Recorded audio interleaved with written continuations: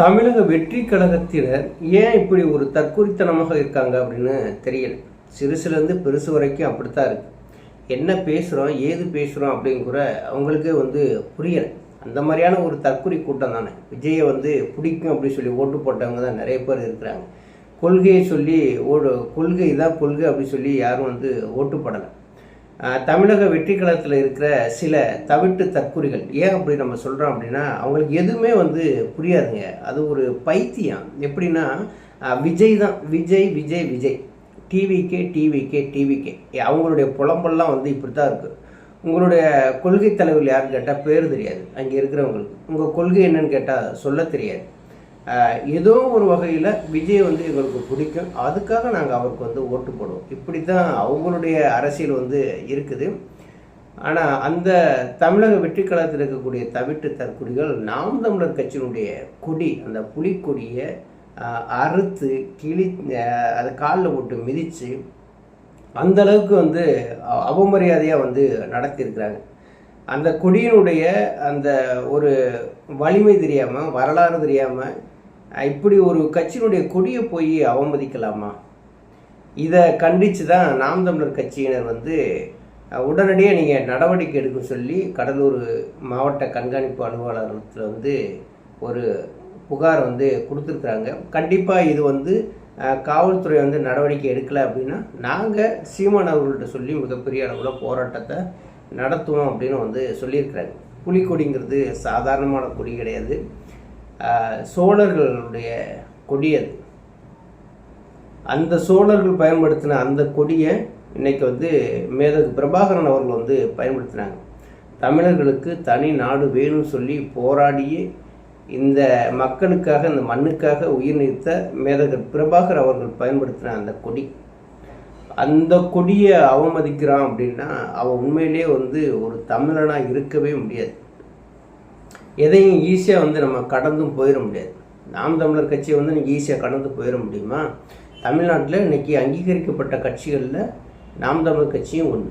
இன்றைக்கி தமிழர்களுக்காகவும் இந்த தமிழர்கள் நிலம் சார்ந்து, வளம் சார்ந்து, மண் சார்ந்து, மலைகள் சார்ந்து, காடுகள் சார்ந்து, தற்சார்பு பொருளாதார நிலை சார்ந்து மக்களுக்கு எந்த பிரச்சனை நடந்தாலும் அந்த இடத்துல நிற்கக்கூடிய ஒரு கட்சி அப்படின்னு சொல்லி பார்த்தீங்கன்னா நாம் தமிழர் கட்சி தான். எல்லா கட்சிகளுமே அரசியல் ரீதியாக சம்பாதிக்கிறது தான் நினைப்பாங்களே தவிர, இன்றைக்கி மக்களுக்காக ஒன்று அப்படின்னா, மக்களுக்கு ஒரு இன்னல் நடக்குது அப்படின்னா அந்த இடத்துல போய் நிற்கிற கட்சின்னு சொல்லி பார்த்தீங்கன்னா நாம் தமிழர் கட்சி தான். அப்படிப்பட்ட கட்சியினுடைய கொடியை போய் நீங்கள் கட்டின கொடியை இழுத்து போட்டு கிழித்து அவமதிக்கிறேன் அப்படின்னா அவனுடைய அறிவு எப்படி இருக்குன்னு சொல்லி பார்த்தீங்களா? அதுக்கு தான் நான் ஆரம்பத்திலே சொன்னேன், இது ஒரு தவிட்டு தற்குறி கூட்டம் அப்படின்ட்டு. இதுக்கெல்லாம் ஒரு பைத்தியக்கார கூட்டம். இந்த கூட்டத்துக்கு நீங்கள் எது சொன்னாலும் புரியாது. இந்த கூட்டத்துக்காகவும் சேர்ந்து தான் சீமான் அவர்கள் தொடர்ந்து போராடிக்கிட்டே இருக்கிறாங்க. இந்த கூட்டத்துக்கு என்ன தெரியும் சொல்லுங்கள்? விஜய் பின்னாடி இருக்கக்கூடிய கூட்டங்களுக்கு என்ன தெரியும்? அரசியலை பற்றி புரிதலே இல்லாததான். இன்றைக்கி கனிம வளங்களை பற்றி உங்களுடைய முடிவு, உங்களுடைய நிலை என்ன அப்படின்னு கேட்டால் அவங்களுக்கு தெரியாது. காடுகள் சார்ந்து உங்களுடைய முடிவு என்னன்னு கேட்டால் தெரியாது. இன்றைக்கி மக்கள் நலன் சார்ந்து உங்களுடைய நிலைப்பாடு என்னன்னு கேட்டால் தெரியாது. இன்றைக்கி இது கர்நாடகாவுக்கு தமிழ்நாட்டுக்கு தண்ணி கொடுக்க மாட்டேங்கிறாங்க, அதனுடைய நிலைப்பாடு என்னன்னு கேட்டால் தெரியாது.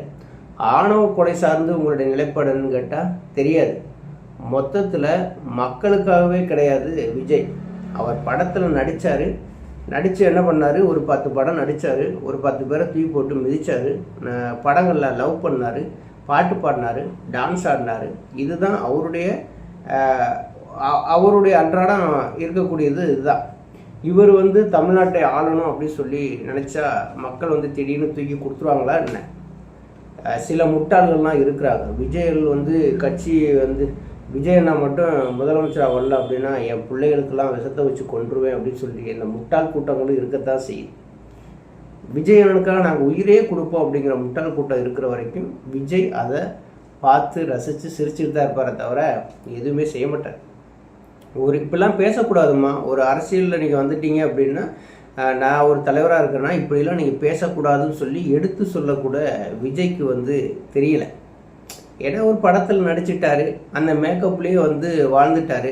அந்த மேக்கப்பில் இருந்து வாழ்ந்த அந்த மனுஷன் வெளியில் வந்த உடனே பெரிய பிரம்மாண்டமாக தெரியுது, அவ்வளோதான். ஆனால் தமிழர் நலன் சார்ந்து பேசக்கூடிய ஒரே கட்சி இன்னைக்கு வந்து நாம் தமிழர் கட்சி தான். இன்றைக்கி அந்த கொடியை கிழிச்சதுனால உனக்கு என்ன ஏற்பட்டது? இந்த கொடியை காலில் போட்டு மிதிச்சதுனால என்ன ஏற்பட்டுச்சு? அந்த ஒரு நிமிட சந்தோஷம், அந்த கஞ்சா போதையை போட்டுக்கிட்டு அதை போட்டு ஒரு கிழிக்கிறேன் அப்படின்னா, நாளைக்கு இவர்கள் எல்லாம் வந்து விஜய் மாதிரியான ஆட்கள்லாம் முதலமைச்சராக வந்தால் அப்போ இவர்கள் அந்த சித்திரப்பேட்டை அந்த இடத்த வந்து எவ்வளவு அநியாயம் பண்ணுவாங்க, அக்கிரமம் பண்ணுவாங்க.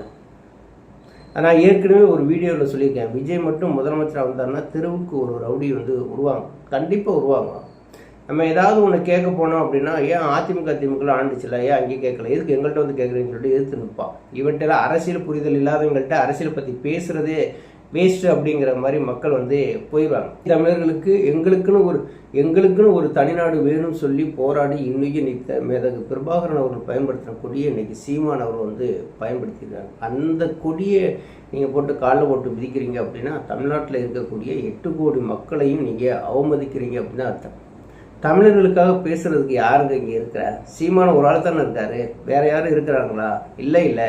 தமிழர் நலம் சார்ந்து பேசக்கூடியவரும் அவர் தானே. ஒரு இடத்துல ஒரு சின்ன ஏதாவது ஒரு பிரச்சனை ஏற்படுத்தினா, ஒரு தமிழனுக்கு ஒரு பிரச்சனை ஏற்படுத்தினா வந்து நிற்கிறது யாரு? அவர் தானே. விஜய்க்கு என்ன வந்து இது அரசியல் புரிதல் இருக்கு? மக்களாக வந்து நிற்கிறதுக்கு எந்த விதமான தகுதியுமே கிடையாது. விஜய்க்கு என்ன தகுதி இருக்கு? எந்த தகுதியும் கிடையாது.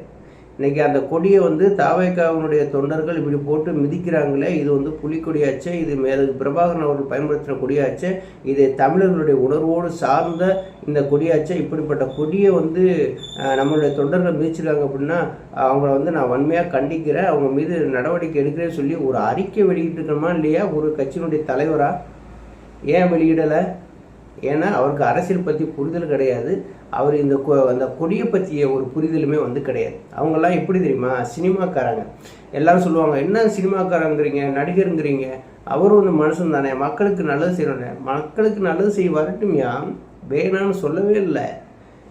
இந்த கொடியை வந்து நாம் தமிழர் கட்சியினை பயன்படுத்தினா அந்த புலிக்கொடியை காலில் போட்டு மிதிக்கிறான்னா இந்நேரம் ஒரு அறிக்கை வெளியிட்டிருக்கணும் இல்லையா? சம்மந்தப்பட்டவங்களை கூப்பிட்டு விசாரணை நடத்தி ஏப்பா பண்ணி எதுவும் கண்டிச்சிருக்கணுமா இல்லையா? அது கிடையாது. எப்படி கண்டிப்பார்? கண்டிக்க மாட்டார். ஏன் கண்டிக்க மாட்டார் அப்படின்னா, இவரே வந்து வேன் மேலே ஏறிக்கிட்டு இது தாவேகாவினுடைய கொடியை வந்து தூக்கி போடுவாங்க. தாவேகாவினுடைய தூக்கி போடுவாங்க, இவர் இங்கேருந்து தூக்கி போடுவாங்க, மறுபடியும் காலில் போட்டு மிதிப்பாங்க, வைப்பாங்க. அவங்க கொடியை இப்படிலாம் பண்ணாங்களா, அந்த அறிவு தானே இங்கேயும் வரும். இப்போ விஜய் வந்து தலைவன் நல்லா இருந்தால் தானே கீழே இருக்கக்கூடிய தொண்டர்கள் நல்லா இருப்பாங்க. இப்போ தலைவன் நல்லா இல்லை அப்படின்னா தொண்டர்களும் அப்படி தானே இருப்பாங்க. தலைவர் என்ன பண்ணார்? தவிர்க்கக்கூடிய தொண்டர்கள் தூக்கி போட்டாங்கன்னா உடனே வாங்கிக்கிறாரு, தலையில் கட்டிக்கிறாரு, காலில் கீழே போடுறாரு, மேலே வைக்கிறாரு. இது நம்ம ஆரம்பித்த கட்சியாச்சே, நம்மளுடைய கொடியாச்சே, நமக்கு அடையாளமாக இருக்கிறது இதுதானே அப்படின்னு சொல்லிவிட்டு கொஞ்சம் நினச்சிருந்தாங்க அப்படின்னா, இப்படிலாம் செய்யாதீங்கப்பா, கொடியெல்லாம் தூக்கி போடாதீங்கப்பா அப்படிங்கலாம். அப்படி செஞ்ச ஒருவர் இப்போ எப்படி வந்து ஒரு கண்டன அறிக்கையோ ஏதோ ஒன்று வெளியிடுவார்? ஆனால் நாம் தமிழர் கட்சியினுடைய கொடி அப்படி இல்லைங்க. ஒரு பிறந்த குழந்தையாக இருந்தாலுமே அந்த குழந்தைய வாங்குறதுக்கு இந்த நாம் தமிழர் கட்சி கொடியை மடித்து அதில் தான் குழந்தைய வந்து வாங்குவாங்க. நல்லா நிறைய வீடியோக்கள் வந்து பார்த்துருக்கேன். தமிழர்களுக்காக தமிழர் நலன் சார்ந்து இருக்கக்கூடிய ஒரு கட்சி அப்படின்னு சொல்லி பார்த்தீங்கன்னா நாம் தமிழர் கட்சி தான். இன்றைக்கி வந்து நாம் தமிழர் கட்சியை தவிர்த்து இங்கே யாருமே வந்து அரசியல் பண்ண முடியாத ஒரு சூழல் ஏற்படுது. இன்றைக்கி சித்திரப்பேட்டையில் நடந்த அந்த நிகழ்வு வந்து அனைத்து தமிழர்களையுமே வந்து அவமதிக்கிற செயலாக தான் இருக்குது. இதை வன்மையாக கண்டித்து மிகப்பெரிய அளவில் ஒரு ஆர்ப்பாட்டங்கள் முன்னெடுக்கிறதுக்கான வாய்ப்புகள் வந்து இருக்குது. கடலூர் மாவட்ட கண்காணிப்பாளர் அலுவலகத்திலுமே வந்து புகார் மனு கொடுத்துருக்குறாங்க. நன்றி, வணக்கம்.